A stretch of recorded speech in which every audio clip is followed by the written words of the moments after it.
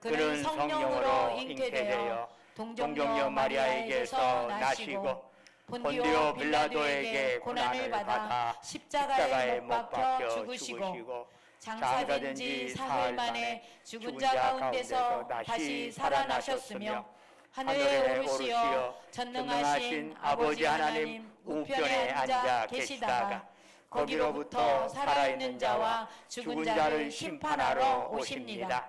나는 성령을 믿으며 거룩한 공교회와 성도의 교제와 죄를 용서받는 것과 몸의 부활과 영생을 믿습니다. 아멘. 앉으셔서 35장 찬양 드립니다.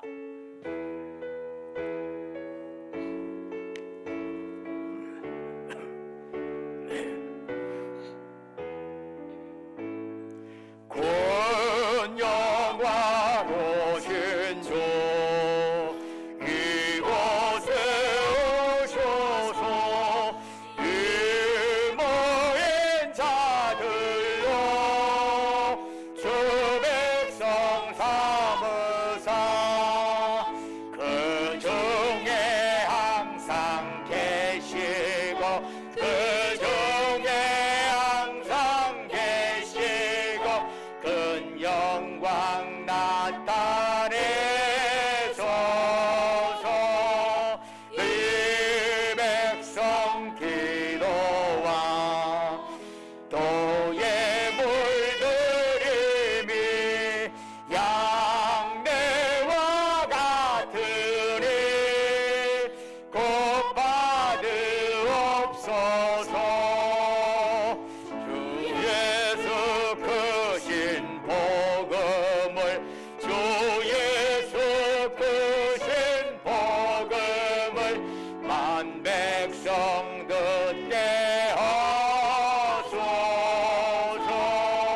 또 우리 자손들 다 주를 기리고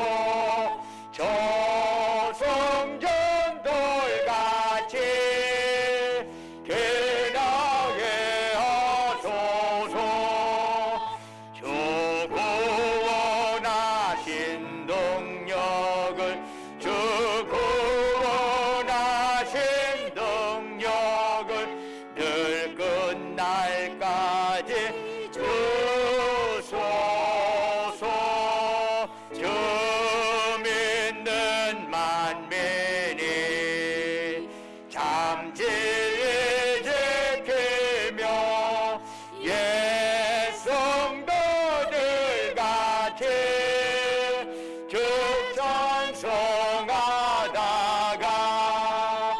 저 천국 보좌 앞에서 저 천국 보좌 앞에서 너 찬송하게 하소서.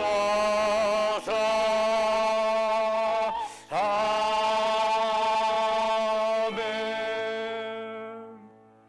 예배를 위해서 안성기 장로님 나오셔서 기도하시겠습니다.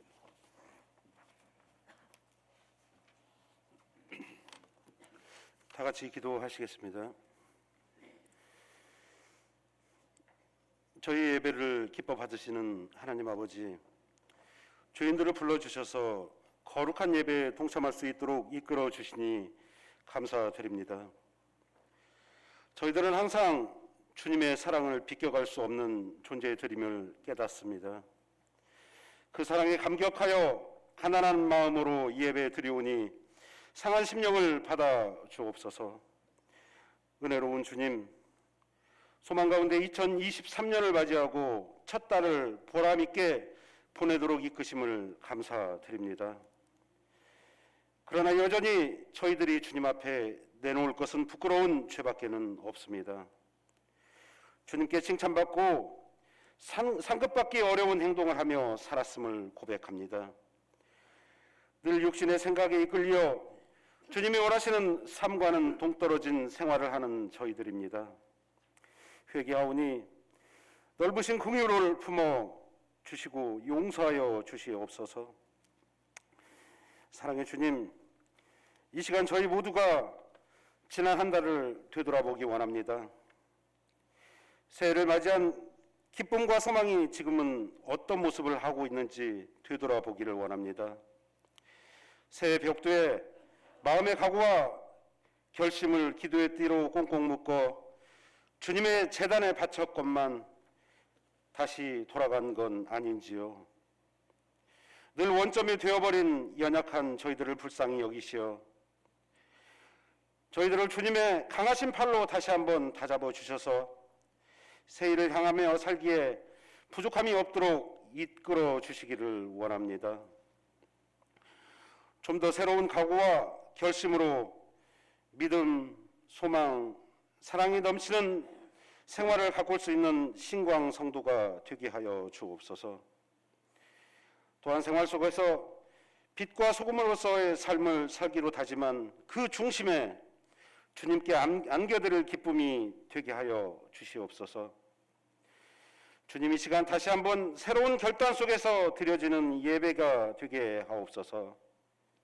자비로우신 주님, 한반도에 갑자기 불어닥친 한파로 여러 가지로 고통받는 우리 성도님들 많이 있습니다. 부쩍 늘어버린 가스비와 난방비, 그리고 추위로 오는 질병으로 말미암아 기도로 주님께 울부짖는 우리 성도들의 마음에 위로와 평강이 전해지길 간절히 소망합니다. 아울러 교회가 구제와 선교에 앞장서는 교회 본연의 모습을 찾기를 원합니다. 오늘도 단위에 생명의 말씀을 들고 서신 이순태 담임 목사님을 기억하옵소서. 무지한 양들을 주님의 사랑으로 세우시기 위해 주님께 불철주야 희생의 관제를 드리는 그 마음을 붙드시고 언제나 새 권능으로 옷 입혀 주시기를 소망합니다. 교회를 위하여 소리 없이 충성으로 봉사하는 권속들을 기억하시고 저들의 마음속을 주님의 은혜로 채우심을 믿습니다. 또한 새빛 찬양대의 찬양이 지치고 힘들었던 한 주간의 삶이 기쁨으로 승화되는 아름다운 울림이 되길 소망합니다. 예배의 시종을 주께 의탁하오며 이 모든 말씀 사랑 많으신 예수님의 이름으로 간절히 기도드립니다. 아멘.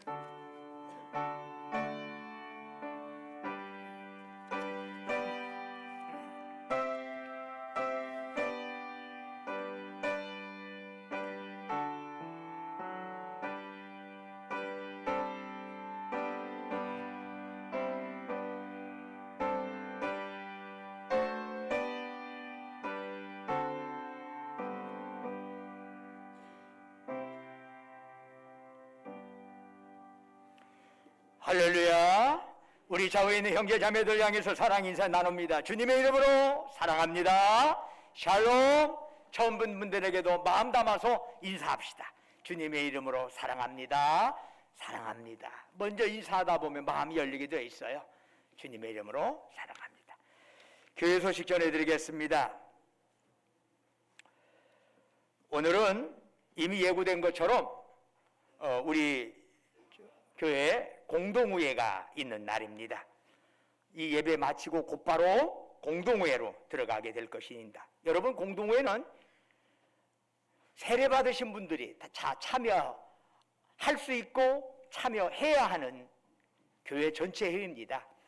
교회에서 가장 큰 회의가 무슨 회의냐면 공동우회입니다. 당회보다도 더 높고 재직회보다도 더 높은 것이 공동우회입니다. 공동회를 통해서 여러분 기도하고 우리 교회가 어느 방향으로 나가는지를 함께 참여하면서 여러분들의 의견을 모아주는 것이 공동회이기 때문에 나 안 참석해도 다 알아서 저절로 굴러가 그런 생각하지 마시고 여러분들이 함께 참여하면서 그 속에서 정말 우리 교회가 이 코로나 이후에 어떻게 나아갈 것인가에 대해서 제대로 기도하며 함께 힘을 모아 주시기를 바랍니다. 그리고 오늘 이번 주에 월삭 새벽 기도회가 있습니다. 2월 1일 수요일 오전 5시에 월삭 새벽 기도회, 2월 달을 첫날 주님 앞에 드리는 기도회에 많이 참여해 주시면 감사하겠습니다. 이제 구역장 인도자 교육이 2월 12일 주일 3부 예배 후에 개최될 것입니다. 제가 미리 이렇게 말씀드리는 것은 구역장 인도자님들 다른 계획 다 미뤄놓고 여기에 꼭 참여해 주십사 해서 말씀을 드리는 것입니다. 그동안에 코로나 이후에 거의 3년 가까이 구역 모임이 전혀 스톱되었습니다. 속회 모임도 거의 스톱되어 가지고 사실은 자칫 잘못하면 유명무실화 되어버리는 경우가 될 수도 있는 것입니다. 그러나 교회는 교회로서의 본연의 활력을 되찾아야 할 것이고, 구역은 또한 교회의 작은 교회입니다. 이 작은 교회가 살아나지 못하면 큰 교회는 죽습니다. 세포가 죽는데 사람 몸뚱아리가 살아날 수 없잖아요. 그래서 작은 세포라고 할 수 있는 이 구역이 다시금 활성화될 수 있도록 구역장 있는 자들 꼭 참여해 주시고, 거기에서 한 달에 한 번씩 교육을 할 겁니다. 여러분들 꼭 참여하셔서 그 교육에 임해 주시면 고맙겠습니다. 그리고 구역 연합 예배는 예전에 매 달마다 첫째 주 금요일 오전에 항상 예배를 드렸었습니다. 그런데 많은 분들이 허나 낮에는 다 바쁘시래요. 왜 이렇게 바쁘신지 몰라요. 그래서 다들 바빠가지고 또 직장 다닌다 뭐 하신다 하시는 분이 바쁘셔가지고 이 예배 하시는 분이 예전에 보면은 몇 명만 참석을 하시더라고요. 그래서 이건 아니다 싶어서 한 달에 한 번씩 금요 기도회 형태의 시간에 바로 구역 연합 예배를 드리려고 합니다. 또 그러면 저녁이니까 나 못 나가, 이거 다 맞추다 보면은 아무것도 못할 것 같습니다. 일단은 구역 연합 예배를 이제는 매월 첫째 주 금요일 저녁에 하려고 합니다. 다만 2월 달만 이번에 2월 17일 금요일 오후 7시 30분에 구역 연합 예배로 드리려고 합니다. 여러분들 다시금 마음 모아서 다시금 우리의 신앙이 회복되고 우리 교회가 일어설 수 있도록 여러분이 힘 모아주시고 기도해 주시면 고맙겠습니다. 그리고 지난주에 우리 이구인 권사님의 둘째 딸 되시는 최승현 권사님, 집사님으로 됐는데 권사님인데 투병 생활을 하시다가 이번에 향년 57세 다른 교회 다니신 분인데 먼저 가셨어요. 너무나 안타깝고 가슴이 아픈 일인데, 아직 우리 교회 오신 지가 많이 되지 않으셔가지고 여러분들이 잘 모르실 거예요. 그래서 이제 저와 이제 사모와 이렇게 몇 명만 갔습니다. 우리 장로님 한 분도 오시고 그래서 거기 참여하셔서 예배 드리고 아까 간단히 기도하고 그렇게 드렸습니다. 이구인 권사님 오셨어요? 잠깐 일어나 주셔요. 이분이시랍니다. 이분 둘째 따님이 먼저 가셨으니 위로의 박수 한번 해주시고 격려 일어나주시면 감사합니다. 본인도 몸이 안 좋으신데 따님 때문에 많이 심려가 있었어요. 여러분 많이 위로해 주시면 고맙겠습니다. 나머지는 주보를 참조해 주시고 찬송가 325장 부르시면서 하나님께 예물 드리겠습니다.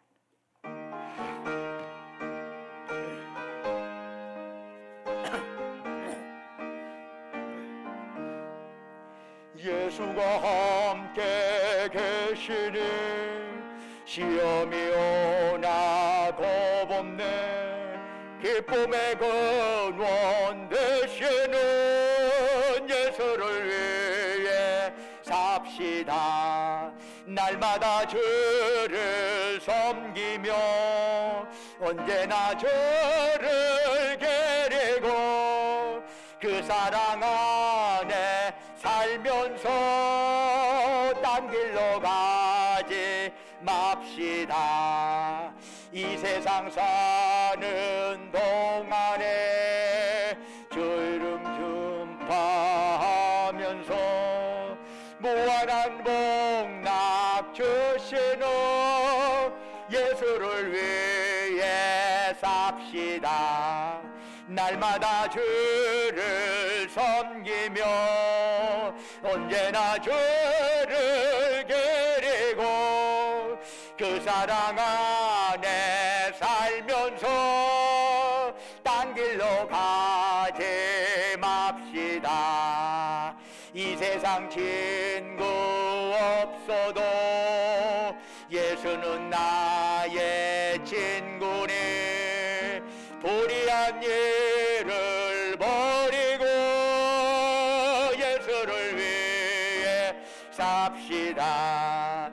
날마다 주를 섬기며 언제나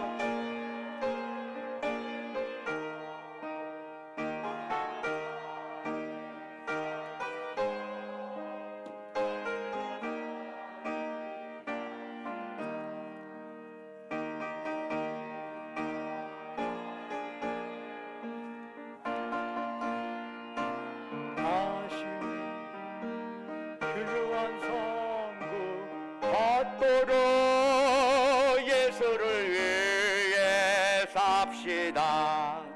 날마다 주를 섬기며 언제나 주를 그리고 그 사랑 안에 살면서 딴 길로 가지 맙시다.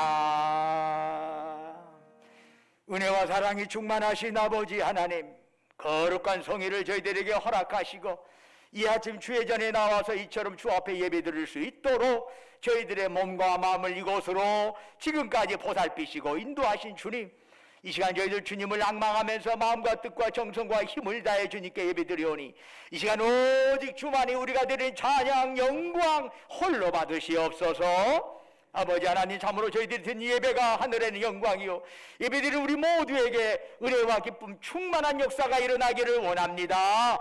예배를 통해서 우리의 연약한 영역이 강건해지게 하옵시고 예배를 통해서 얽히고 설킨 문제가 해결받는 역사가 일어나게 하옵소서. 지난 한 주간도 주님의 은혜 안에 살게 하시고 오늘 거룩한 성일 맞이하여 주 앞에 나올 때 우리의 정성을 담아 소중한 물질을 주께 바치게 하심을 감사를 드립니다. 우리에게 향하신 주님의 그 사랑, 그 은총 생각하면서 주님 앞에 예물 드려오니 주여 받으시고 바치는 심령 후에 큰 복을 내려 주옵소서. 11조로 주께 바칩니다. 이 땅의 모든 건 하나님의 것인 줄 알고 또한 하나님으로부터 받고 모든 것 또한 떠날 때 내려놓아야 한다는 걸 알고 다만 이 땅에 살아가는 동안 주님께서 우리에게 잠시 맡겼음을 고백하면서 주신 수입의 10분의 1을 주님의 말씀대로 주 앞에 돌립니다. 주의 말씀대로 11조를 바치는 자들에게 주님 하늘의 복으로 가득 채우셔서 영육이 강건하게 하시고 충만케 하여 주시기를 바라고 원합니다. 범사에 감사해서 범사 감사헌금 드립니다. 우리의 삶의 여정 곳곳에 또한 하나님의 손길 기억하면서 각가지 제목으로 특별 감사헌금 드립니다. 매주마다 약조한 주정헌금 바칩니다. 너희는 땅끝까지 가서 내 증인 되어라 주의 말씀 가슴에 새기면서 해외 선교헌금, 국내 선교헌금 드립니다. 우리 주변의 어려운 이웃들 가슴 아프게 생각하면서 긍휼의 마음 담아 사랑 나눔 헌금 바칩니다. 또한 각자의 처지와 형편에 따라 아버지 하나님께 서원하며 간구하며 주님 앞에 예물 드리오니 주여 받으시고 그들의 기도의 제목 귀 기울이시고 응답하여 주옵소서.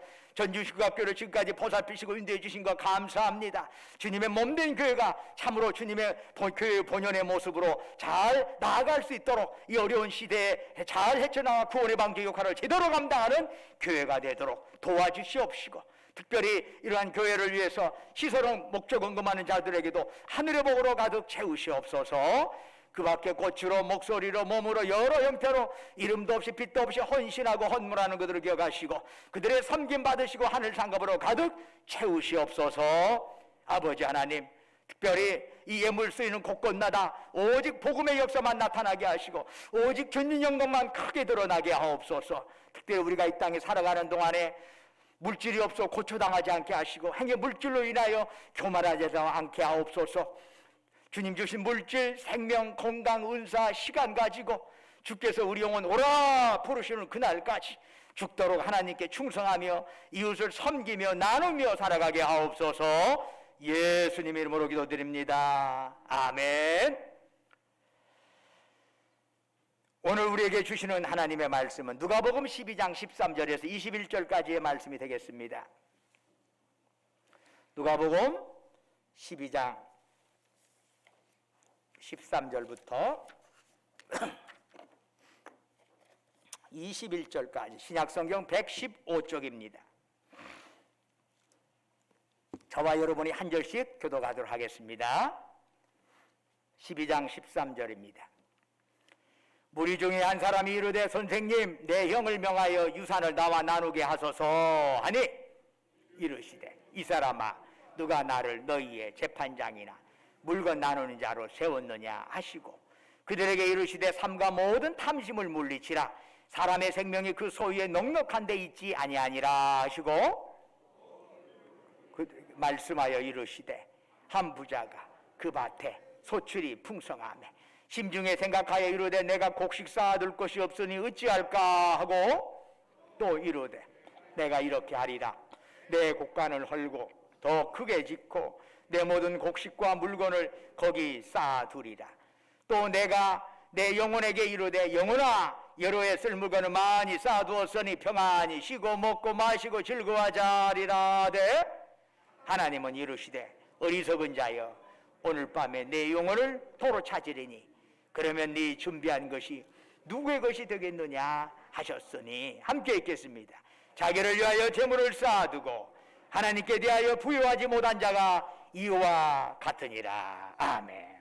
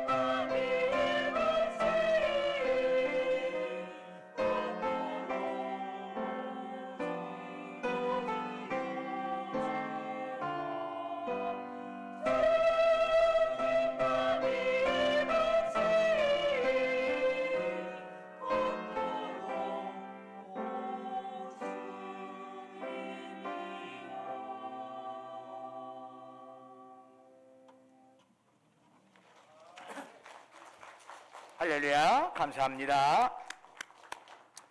오늘 예배에 참여한 여러분 모두에게 하나님의 평강과 축복이 함께하기를 주님의 이름으로 축원합니다.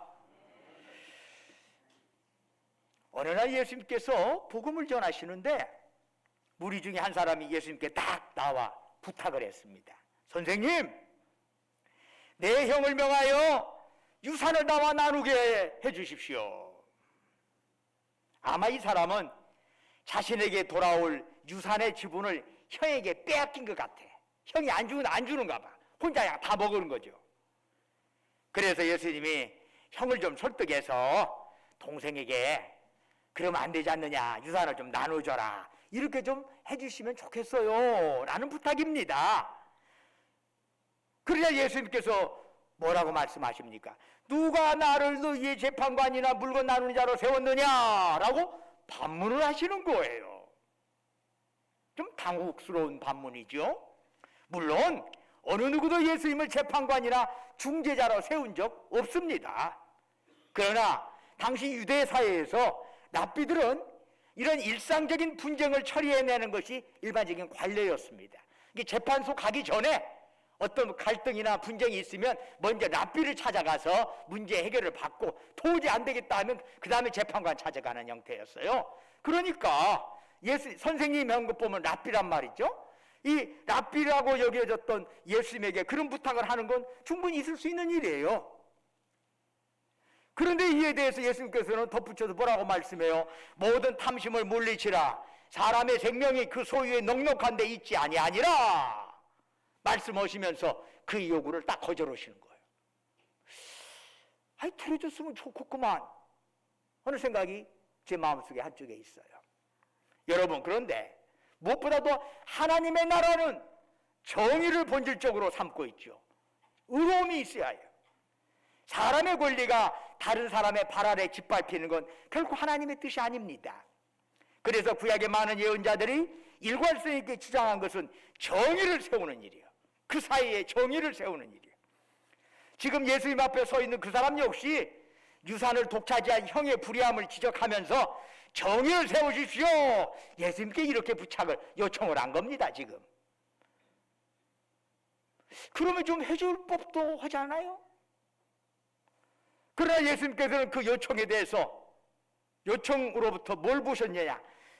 정의에 대한 열정이 아니라 탐심의 죄를 보신 것이요. 정의의 이름으로 그 안에 담겨져 있는 탐심을 보신 것이죠. 사실 예수님을 믿는다고 하는 사람들이 공공연하게 죄를 짓는 일은 별로 없습니다. 예수 믿는다면서 의도적으로 악에 앞장서지는 않을 것입니다. 그러나 의도가 좋다고 해서 마귀의 유혹이 면제되는 건 아니랍니다. 우리가 빠져드는 모든 죄는 미덕으로 포장되어 있습니다. 마귀는 우리가 악이라고 뻔히 알고 있는 일을 억지로 하게 할 만큼 멍청이가 아닙니다. 마귀는 항시 선한 일, 그 안에 악을 숨기고 있어. 그리고 그 선한 일로 우리를 유혹합니다. 선한 일이잖아, 그걸 하면 되잖아 라고. 문제는 그 안에 악이 있다는 것을 못 보는 사람들은 그냥 거기에 말려 들어가는 거죠. 고린도후서 11장 14절은 마귀도 자기를 광명의 천사로 가장한다 라고 지적하고 있어요. 예수님께서도 사탄에게 시험 받으실 때 겉으로는 악의 유혹이 아닌 매우 그럴듯한 선한 것으로 유혹을 받으셨습니다. 교회사를 살펴보면 세계평화라는 명분으로 전쟁을 정당화하고 하나님의 이름으로 살상을 자행하는 경우가 적지 않았습니다. 오늘날도 교회나 기독교 기관에서 하나님의 영광이라는 큰 명분 아래 인간의 명예욕구와 탐욕을 추구하는 일이 얼마나 허다한지 모릅니다. 형평의 문제, 정의의 문제를 가지고 예수님을 찾아온 그 사람, 예수님께서는 그 사람의 이면에 감춰진 탐심을 보시고 그것 지적하면서 한 비유를 교훈해 주셨습니다. 자, 한 부자 농부가 있었습니다. 그런데 어느 해 대풍이 들었어요. 소출이 예년을 훨씬 웃도른 거예요. 농부는 기존에 있던 곡간을 헐고 더 큰 곡간을 짓기로 결정을 했습니다. 곡간을 다 지은 다음에 수확물을 가득가득 걷다가 쌓아놓고 나서 그것을 바라보니 그렇게 기분이 좋을 수가 없어. 너무나 마음이 좋은 거예요. 그는 중얼거리죠. 내 영혼아, 여러 물건을 많이 쌓아뒀은 게 평안히 쉬고 먹고 마시고 즐거워져. 그런데 그걸 가만히 보신 하나님께서 뭐라고 말씀하셨어요? 어리석은 자요, 어리석은 자요. 여러분, 왜 하나님은 이 농부를 어리석다고 말씀하셨을까요? 어찌 보면 참 부러운 사람 아닙니까? 수확이 많아서 몇 년 동안 일하지 않아도 넉넉히 살 수 있게 되었습니다.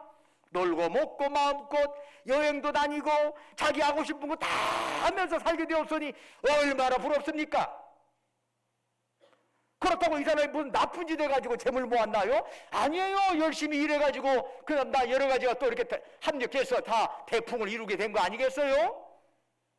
우리도 다 그렇게 살고 싶어서 열심히 노력하는 거 아닙니까? 곡간을 짓는 일, 농부에게는 정상적인 일입니다. 그 어떤 농부도 곡간을 늘렸다고 해서 감옥에 들어가거나 사람의 손가락질 받지는 않습니다. 그런데 하나님은 그 부자 농부를 어리석다 말씀하셨어. 왜 그러셨을까요? 우리가 보면 참 좋아 보이고 부러운 사람인데, 성경은 부 자체를 죄로 간주한 적이 없어요. 아브라함 부자였어요. 시와에 사람들도 엄청나게 많았어요. 야곱도 하나님의 은혜로 부자가 된 사람이에요. 신명기 28장 11절도 하나님께서 복을 주시니 토지의 소산이 많게 될 것이라 말씀해요. 하나님의 복 주시는 물질 자체가 복은 아니지만 복의 일환으로서 부자 되게 해주시는 것이 들어있는 것이지. 그렇다면 도대체 이 농부에게는 뭐가 문제입니까? 농부가 지금 재물이 많다고 해서 책망받아야 할 이유는 없습니다. 그러면 아브라함도 책망받고 야곱도 책망받고 다 책망받아야 하잖아요. 솔로몬도 책망받아야 하잖아요. 재물 많으니까. 그 자체가 책망받을 일은 아닙니다. 그럼 뭐가 문제지요? 그것은 자기의 생명, 자기의 영혼이 자기 것이 아니라는 사실을 잊어버리고 산 것이 문제예요. 누가복음 12장 20절에서 하나님께서 이렇게 말씀하시네요. 어리석은 자여, 오늘 밤에 네 영혼을 도로 찾으리니 그러면 네 준비한 것이 누구의 것이 되겠느냐? 우리의 영혼, 우리의 것이 아니라 하나님의 것이요. 지금 우리는 하나님께서 우리에게 빌려주신 그 생명, 그 힘으로 살아가고 있는 것이요. 아무리 농부가 잔뜩 재산을 곡간에다가 쌓아놨다 할지라도 하나님이 그 몸 탁 치셔서 영혼까지는 가져가지는 않을까 할지라도 그 생명의 길을 연약하게 하면 병원에 가서 죽을 때까지 있어야 할 거 아니에요. 내가 아무리 멋들어진 계획을 세우고 여행을 다니고 이걸 다니고 무엇을 해야겠다고 계획을 세워도 하나님이 그 몸 탁 치시면은 무슨 소리? 병원에 가서 죽을 때까지 있어야 해요. 어떻게 내 몸이 내 몸이요? 아니잖아요. 하나님이 주신 생명으로, 하나님이 주신 그 힘으로 살아가는 것이지 어떻게 내가 알아서 생명으로 마음대로 합니까? 내가 알아서 내 마음대로 막 합니까? 안 되는 거죠. 농부는 이 사실을 제대로 깨닫고 생명의 주인이신 하나님 바라보며 살아야 했던 거지요. 그러나 농부는 너무나 당연한 이 진리를 놓치고 말았어요.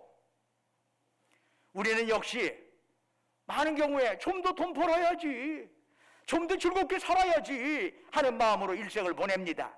그러다가 아무것도 지니지 못한 채 끝을 맞게 됩니다. 그야말로 인생은 빈손으로 왔다가 빈손으로 돌아간다는 격언이 틀린 말이 아닙니다.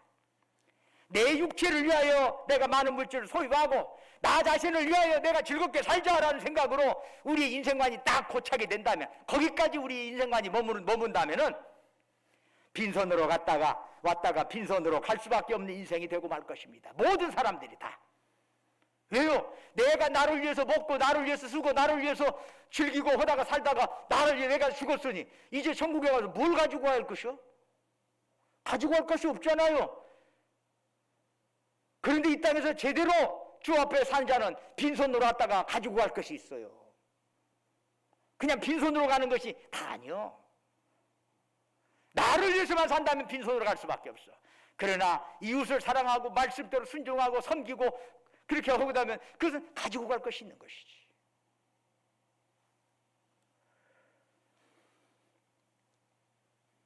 소유가 목적인 사람은 누구나 다 그냥 빈손으로 왔다가 빈손으로 가는 인생이 될 수밖에 없어. 물질의 소유뿐만 아니라 권력의 소유도 그래요. 정치가들 중에서 막상 그 앞에서는 큰절하고 뭐하고 선거 때는 난리를 피지만은 막상 되고 나면 국민에 대한 봉사의 책임을 잊고 자신을 위하여 권력을 소유하고 그걸 휘두르다가 결국에는 빈손으로 돌아가게 됩니다. 자신이 빈손으로 돌아가는 것은 끝나지 않고 많은 국민들에게 큰 불행을 남기기도 합니다. 예수님께서는 그처럼 인생의 목적을 어떤 개인의 소유와 개인의 즐거움으로 그것이 인생의 목적으로 삼는 자를 어리석은 자다 말씀하신 것이에요. 우리는 이것을 잘 살펴야 해요. 나무 일이라고 생각하지 말고 우리도 이 어리석은 부자 농부처럼 닮아갈 수도 있다는 얘기지. 그런데 이 어리석은 자를 예수님께서는 누가복음 22장 21절에서 다른 식으로 표현을 하시네요. 어리석은 자가 또 어떤 자냐? 자기를 위하여 재물을 쌓아두고 하나님께 대하여 부유하지 못한 자라는 표현을 써요. 그러면 자기를 위하여 재물을 쌓아두고 하나님께 대하여 부유하지 못한 사람은 어떤 사람일까요? 바로 그 부자 농부와 같은 사람이죠. 이와 같으니라 했으니까 부자 농부와 같은 사람이야. 그렇다면 반면에 하나님께 대하여 부유한 사람은 어떤 사람일까요? 어떤 사람이 진정 하나님 앞에서 부자냐 이 말이요. 어떤 사람은 재물을 소유하지 않는 것을 가장 그리스도인다운 삶이라고 생각을 하기도 합니다. 그래서 무소유와 가난을 자랑으로 삼기도 합니다. 그러나 그것은 하나님의 뜻을 일면만 본 것입니다. 차라리 그리스도의 뜻을 이해하지 못한 사람보다는 그리스도의 뜻을 제대로 터득한 사람이 재물을 소유한 것이 본인과 사회를 위해서도 더 바람직합니다. 재물은 소유의 대상이 아니라 값지게 쓰일 때 비로소 그 가치가 드러나는 법이지요. 금덩어리 여러분 창고에다가 죽을 때까지 갖다 고이고이 쌓아두면 아무런 가치 없어요. 금덩어리 갖고 먹고 살 겁니까? 뭐 깨물어 먹고 살 겁니까? 그것이 값지게 쓰일 때 비로소 가치가 드러나는 법이지. 그리스도인이 재물을 소유한다는 것은 자신을 위한 점유가 아니라 하나님의 뜻대로 쓸 수 있어서 그 가치가 인정이 되는 것입니다. 오늘날 기업정신하는 것이 많이 강조되죠. 여러분 기업정신이 뭐예요? 회사 차려가지고 돈 많이 버는 것이 기업정신입니까? 아닙니다. 진정한 기업인은 기업을 통해서 사회에 경제적인 혜택을 주고 기업 운영의 목적을 정신적인 가치에 두는 사람입니다. 학자가 학문적 성과를 남기고 예술가가 좋은 작품을 남기듯이 기업인은 제대로 된 기업인은 사회의 경제적인 혜택이 돌아가도록 하는 것이 그 목적이 되어야 하는 것입니다. 그런 기업인들이 우리나라에도 없지는 않지만은 그 중에 하나를 꼽으라면은 한국유리공업의 창설자인 최태섭 장로를 이야기하지 않을 수 없습니다. 이 최태섭 장로는 만주에서 공장을 운영하고 있었는데 한 번은 공산당원에 붙들려 가지고 인민재판을 받게 되었답니다.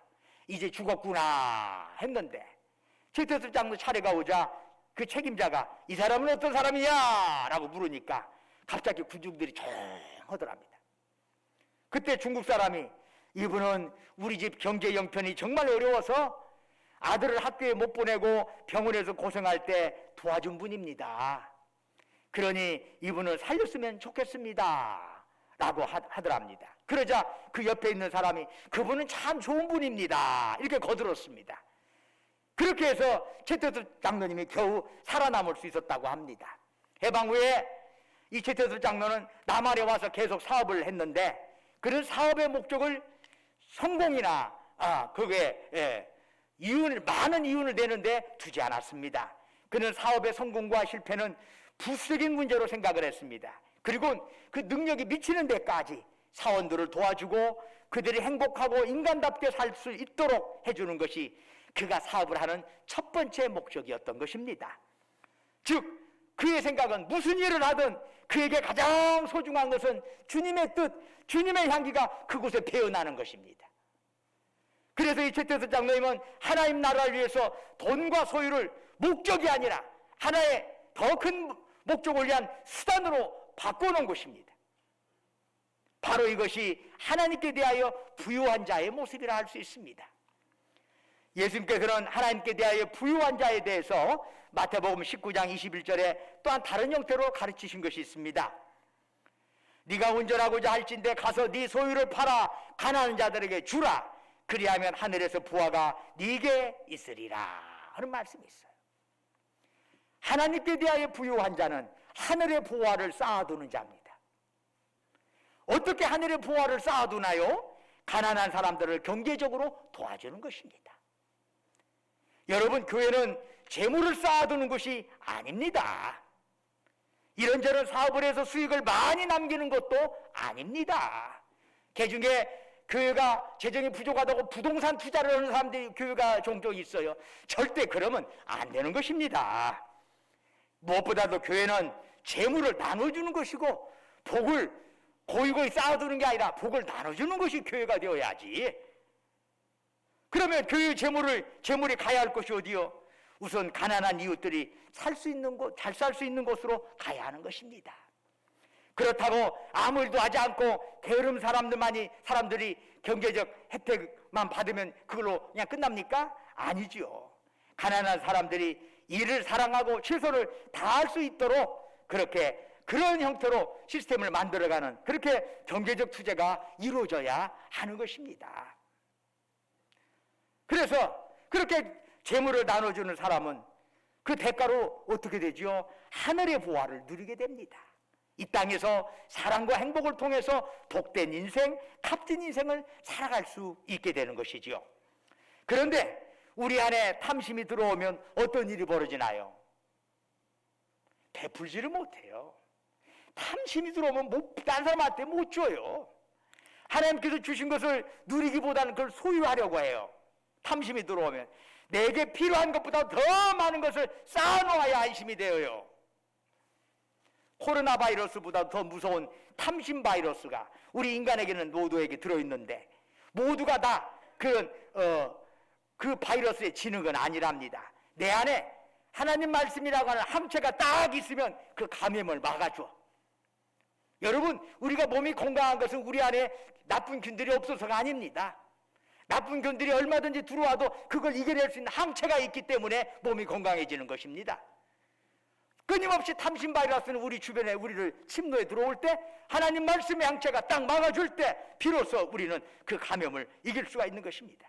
그런데 그 방어막이 느슨해지고 모든 기관이 피로를 느낄 때 되면서 점점 그 면역력이 떨어지면서 탐심이라는 감기에 덜컥 걸리는 거지요. 그때 우리는 어려운 자를 돕기보다는 더 큰 곡간을 지을 생각부터 옵니다. 하나님을 향한 믿음이나 예배는 내 곡간 다 채운 후에야 생각할 문제로 여기게 되는 것입니다. 교회 내 가정부터 다 하고 나서 그 다음에 교회 한번 슬쩍 들여다보는 형태로 생각을 하게 되는 거지요. 그러면서 우리는 자신의 부를 이웃에게 베풀도록 주님이 잠시 맡겨놓았다는 사실을 깨닫지 못하고 마치 내게 있는 분고 내 것은 내 맘대로 오는 거야 뭔 소리요? 그러면서 내가 사용해야 할 그리고 내가 소유해야 할 권력으로 간주하게 되는 것입니다. 그러다 보면 이웃사랑을 할 시간과 에너지가 남지 않게 됩니다. 여러분, 탐심은요 우리를 이상하게 걸려 넘어지게 합니다. 처음에는 조그마한 것에 만족해. 근데 탐심이 들어와요. 조그마한 데서 만족하지 못해. 다른 사람 돕고 그래야지. 교회도 홍보하고 다른 사람 돕고 그래야지. 이만큼 되면 내가 하겠어. 그래 이만큼 되었어요. 처음에는 만족을 하는데 탐심이 들어오면 어떻게 돼요? 이것 갖고 만족을 못해요. 조금 더 크면 그때 내가 어려운 사람 돕겠어. 그리고 그렇게 되면 어떻게 돼요? 거기에 또 만족을 줄 못해. 이만큼은 있어야 내가 다른 사람을 도울 수 있지. 결국 탐심이 있으면 아무리 많은 걸 갖고 있어도 하나 더 남은 다른 사람은 많이 못 도와요.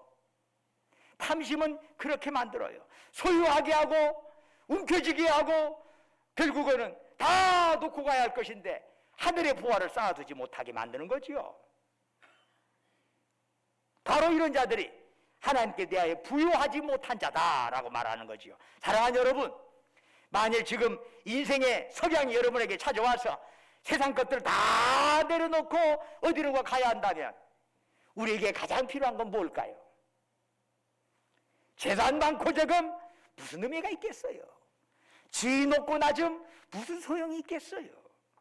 석양해질 때 어린이들이 저마다 자기 집을 찾아가듯 우리도 가야 할 곳을 찾아가지 않으면 안 되는 것입니다. 그때 갈 곳이 없는 어린이는 고아라고 하죠.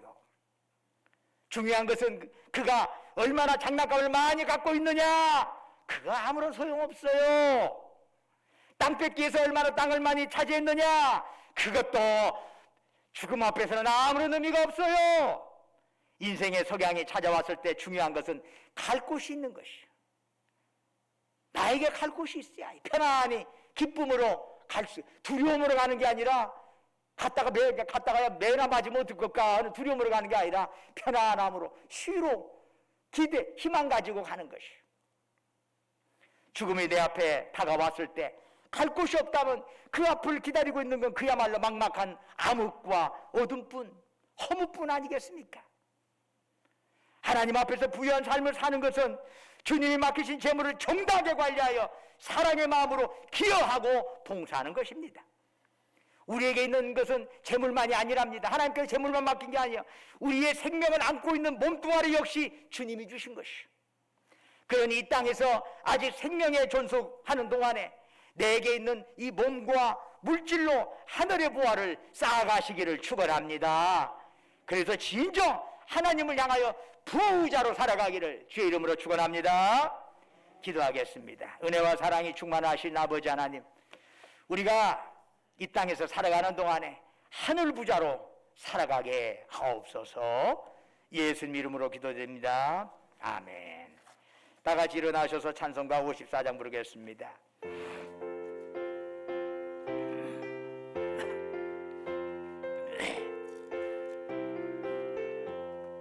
주여 복을 구하오니 별에 가게 하시고 사람마다 전례로 얘기도록 하시고 광야 같은 세상에서 항상 인도하소서. 저의 복된 말씀 듣고 무한 감사합니다.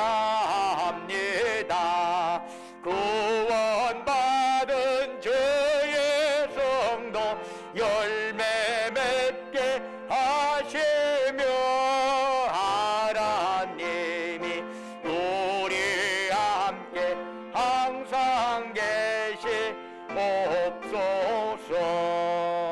아멘. 이제는 우리 주 예수 그리스도의 은혜와 아버지 하나님의 만극하신 사랑과 성령님의 이루하시고 교통하시고 충만케 하심의 역사가 우리의 남은 날 얼마가 될지는 모르지만 탐심의 노예가 아니라 정말 하늘의 보화를 쌓아두겠다고, 하나님 앞에서 부자가 되겠다고 그렇게 다짐하는, 그렇게 어려운 사람들도 돕고 그렇게 섬기는 삶 살겠다고 다짐하는 사랑하는 주의 백성들, 그들이 속해 있는 가정과 직장과 사업장에 외지에서 공부하느라 직장 다니느라 군 복무하느라 수고하는 우리 아들 딸들을 위해 지금부터 영원토록 함께 하시기를 간절히 축원하옵나이다. 아멘.